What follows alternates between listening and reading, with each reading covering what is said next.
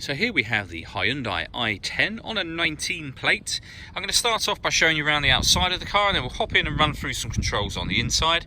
But from the outside you can see that it's a 5-door car. Let's start off inside the boot and then work our way around the rest of the car from there.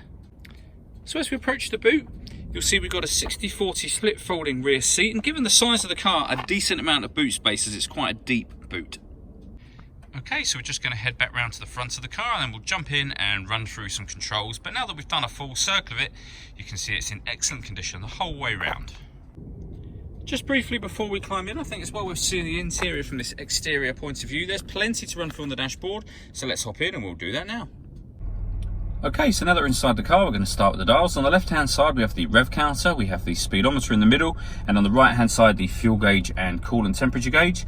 Also in the middle at the bottom, you can see the total miles for this car, which are 2,132. You can change information that's displayed above that using a button on the steering wheel for various different bits of trip computer information. If we back out to the steering wheel, the button I was using is just there, and you can reset the trip computer information beneath that. Also on the right-hand side, we have cruise control.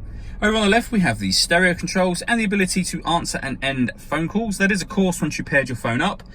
And that is done on the central screen just here. Hit phone and then follow the instructions on screen from there.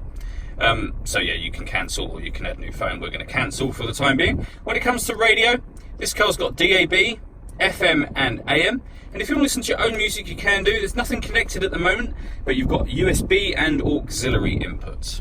Working our way down, we have the air conditioning. So temperature, fan speed, direction of the air. That button turns the air conditioning off or back on again. And over here, you can either recirculate the air that's in the car. That's a great way of heating it up or cooling it down quickly. Or you can bring in fresh air from the outside of the car. Beneath that, we have a 12-volt charging socket, as well as the auxiliary and USB inputs that I mentioned a moment ago, and a 5-speed manual gearbox. All that leaves me to say is thank you for taking the time to watch this video. If you'd like to come and see the car in person and have a test drive, please feel free to call any of our MJA sites. We'd love to hear from you soon.